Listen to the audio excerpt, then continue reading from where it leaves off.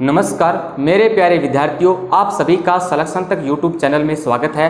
मैं Pradeep sir, math teacher, आपको आज एसएससी पैटर्न पे होने वाले सभी परीक्षाओं के बारे में, उनके पैटर्न के बारे में, उन कितने कितने नंबरों की होती है, वे सारी विस्तार से हम आपको आज बताने वाले हैं। तो सबसे पहले एसएससी एक डिपार्टमेंट है, उसके अंतर्गत काफ़ी सारी वैकेंसीज होती है, लेकिन अब जिनका अक्टूबर और नवंबर में पेपर होने जा रहे हैं उनको मैं आज अवगत कराने जा रहा हूँ।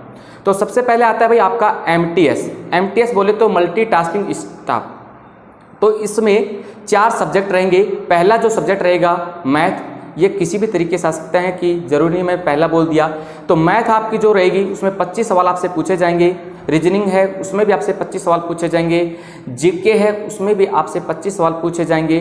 फिर चौथा जो सब्जेक्ट रहने वाला है वो हिंदी और इंग्लिश, आपकी चॉइस है। तो आप यदि हिंदी में तैयारी करना चाहो तो हिंदी का पेपर दो, वरना अगर आपकी इंग्लिश अच्छी है तो आप इंग्लिश में पेपर दे सकते हो। कहने का मतलब हिंदी और इंग्लिश दोनों में से आपको 25 सवाल करने हैं, चाहे हिंदी के करो चाहे इंग्लिश के। ये टोटल सवाल होंगे, 100 क्वेश्चन होंगे और आपको 90 मिनट में करना है। कहने का मतलब आपको 1.5 घंटे का टाइम ड्यूरेशन मिलेगा। ये तो है 10वीं बेस पे। अगर आप 10वीं कर रखी है और 10वीं बेस पे आप फॉर्म भरना चाहते हो तो आपके लिए गुड चांस है, आप एमटीएस का फॉर्म भरें। दूसरा चांस आता है 10+2, ये होती है CHSL की। तो इसमें भी भाई सवाल 25 ही रहने वाले हैं। मैथ में 25, रीजनिंग में 25, इंग्लिश में 25। चौथा जो आपके पास ऑप्शन आता है वो आता है इंग्लिश और हिंदी।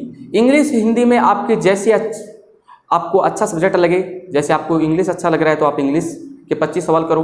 अगर आपको हिंदी का आपकी अच्छी है तो आप हिंदी में पेपर दो। तो ये भी सेम पैटर्न है, लेकिन ये वही व्यक्ति भर सकता है, वही स्टूडेंट भर सकता है जिन्होंने 12th कर रखी हो। इसका भी टाइम ड्यूरेशन है वो 90 मिनट में रहने वाला है। फिर इसके बाद आती है अपनी एसएससी सीजीएल में रहने वाला है भाई। इसमें आप ग्रेजुएशन हो तभी आप फॉर्म फिलअप कर सकते हो, अन्यथा आप इसका फॉर्म नहीं भर सकते। इसमें भी आता तो वही सब्जेक्ट है, लेकिन इसके जो रहेंगे सब्जेक्ट, इसके नंबर जो रहेंगे वो दुगने हो जाएंगे। कहने का मतलब पहला जो पेपर होगा, इसमें 3 पेपर होते हैं भाई सीजीएल में। कौन कौन सा? पहला, दूसरा, तीसरा। पहले पेपर में आपसे 4 सब्जेक्ट होंगे, 4 सब्जेक्ट वही मैथ, रीजनिंग, जीके, इंग्लिश। इसमें कंपलसरी है आपको इंग्लिश ही सीखनी पड़ेगी, क्योंकि यहाँ पे हिंदी के आपके लिए कोई चॉइस नहीं है। तो कंपलसरी रहेगी कि आप इंग्लिश में ही तैयार करें।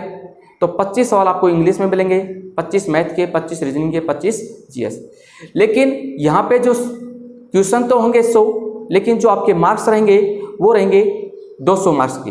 कहने का मतलब एक सवाल जो होगा आपका, एक क्वेश्चन होगा वो रहेगा 2 नंबर का। इसी के साथ जैसे आपने क्वालिफाई कर लिया तो आपका दूसरी स्टेज पे आते हो। दूसरी स्टेज का आने का मतलब आप दूसरे पेपर देने के लिए आप रेडी हो गई। दूसरा पेपर जो होगा उसमें आपके वही 4 सब्जेक्ट रहेंगे, बस एक इसमें रीजनिंग नहीं आएगा, उसकी जगह आपको मिलेगा स्टैटिक्स। तो सबसे पहले मैं आपको बताना चाहूँ कि आपका जो मैथ रहेगा वो 100 नंबर का रहेगा। रीजनिंग इससे बिल्कुल हटा दिया है दूसरे पेपर में। फिर आपका आएगा जीके में सबसे देखने लायक जो बात है, इसमें आएगा फाइनेंस और इकोनॉमिक्स। कहने का मतलब अगर आपकी इकोनॉमिक्स अच्छी है तो आपके जीके के 100 सवाल बहुत मजबूती से आप कर सकते हो। फिर आपका चौथा जो आपका आएगा, रीजनिंग वहाँ पे हटाई थी और रीजनिंग की जगह इन्होंने सब्जेक्ट जोड़ दिया, वो जोड़ दिया स्टैटिक्स का। स्टैटिक्स क्या होता है? एक इकोनॉमिक्स का सेकंड पार्ट जिसमें एक आंकड़ों का वर्णन होता है। तो स्टैटिक्स अगर आपकी अच्छी है तो उसमें भी आप 100 नंबर आप मजबूती से ले सकते हो। बस इसमें यह रहेगा कि स्टैटिक्स हुई, मैथ हुई और जीके हुई, ये 100 नंबर की होगी, लेकिन इसके जो मार्क्स होंगे वो रहेंगे भाई 200 नंबर की। कहने का मतलब इनमें एक जो क्वेश्चन होगा वो 2 नंबर का होगा, लेकिन आपका जो इंग्लिश जो सब्जेक्ट है वो 200 क्वेश्चन ही आएंगे और 200 ही नंबर का रहने वाला है।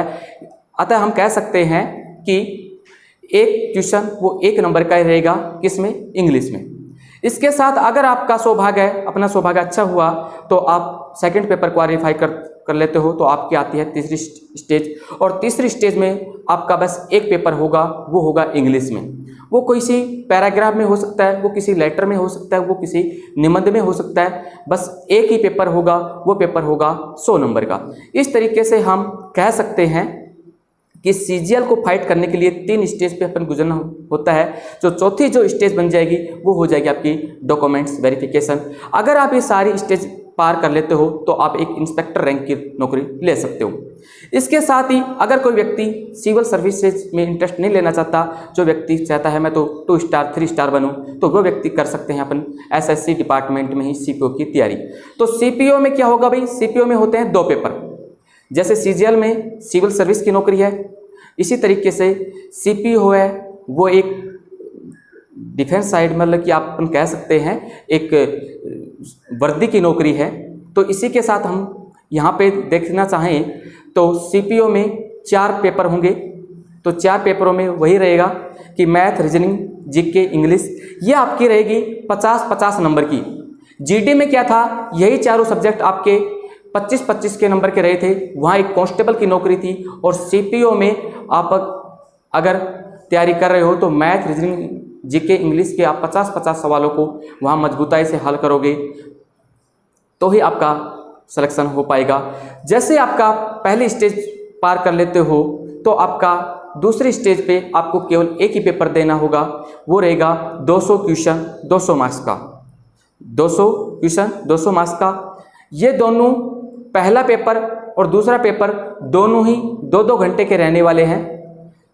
तो ये सारा जो आज एसएससी पैटर्न पे हमने बात की, ये इसलिए बात की क्योंकि हम आज रक्षाबंधन के ठीक बाद, कहने का मतलब 4 अगस्त से हम रेगुलर वीडियो आप तक math, GK, reasoning, English, computer सारे सब्जेक्टों के वीडियो हम आप तक लगातार पहुंचाते रहेंगे।